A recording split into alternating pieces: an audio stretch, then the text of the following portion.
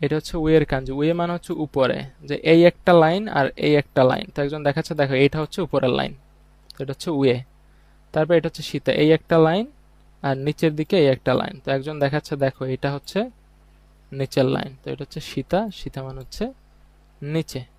আর নাকা, নাকা মানে কি ভিতরে। বাট আমরা জানি কি যে গোলাকার কোনো জিনিস যদি আমরা কাঞ্জি আকারে লিখতে যাই তাহলে সেটা কি হয়ে যাবে, চারকোনা। তো এই হলো গোলাকার জিনিসটা, এই চারকোনা, আর হচ্ছে এই মাঝখান থেকে একটা লাঠি। তো হচ্ছে নাকা, নাকা মানে হচ্ছে মাঝখানে বা মিডল।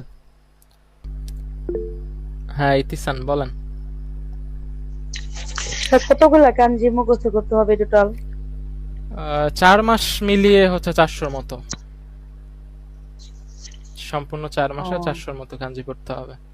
এই যে এই শীটে আছে টোটাল 320টা, এই 320টা মূলত মুখস্থ হয়ে গেলেই ম্যাক্সিমাম প্রায় জায়গায় কমন কাঞ্জি পাবেন আর কি, ম্যাক্সিমাম জিনিসই বুঝতে পারবেন।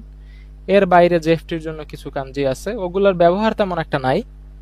বাট ভালো মার্ক পেতে চাইলে বা 100% শিওর থাকতে চাইলে ওই কাঞ্জিগুলো পারতে হয়। স্যার এই কাঞ্জি গুলা স্যার, হিরাগানা যে অক্ষর বা শব্দ তো ওইটা এই কাঞ্জি, ওইটা দিয়ে এই কাঞ্জি বোঝায়। হ্যাঁ হ্যাঁ, ধরেন এই যে নাকা, নাকা তো হিরেগানায় লেখা আছে না, নাকা মানেও মাঝখান। এখন এই হ্যাঁ। নাকাটা না দিয়ে যদি জাস্ট এই আকৃতিটা দেখেন তাইলে বুঝবেন কি যে এটা মানে মাঝখান বুঝাইছে। তো তাইলে আর আপনার এই নাকা লেখার দরকার নেই, জাস্ট কাঞ্জিটা দেখেই বুঝবেন যে এটা মানেই হচ্ছে নাকা বা মাঝখান বুঝাইছে এমন।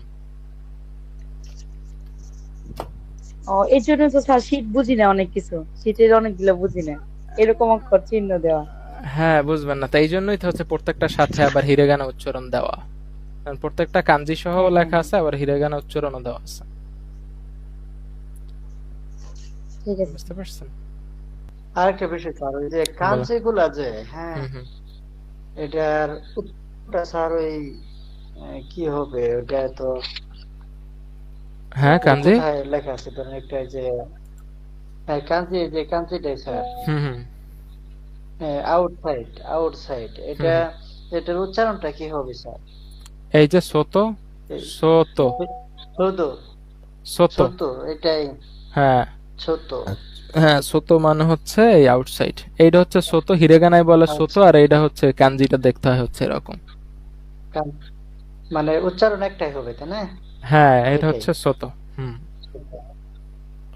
একটা কাঞ্জি প্রথমে হচ্ছে যে আচ্ছা, মেইন যে ওয়ার্ডটা আছে সেই ওয়ার্ডটা দিয়ে মনে রাখবেন। যেমন এর বাদে আরো যে এখানে অনেকগুলো ওয়ার্ড দেওয়া আছে না, এগুলো পড়ার দরকার নাই প্রথমেই। জাস্ট এই কাঞ্জিটা আঁকবেন, ধরেন এরকম লিখবেন যে সোতো। হ্যাঁ, সোতো, সোতো অর্থ কি? হ্যাঁ। মানে হচ্ছে বাহির, আউটসাইড।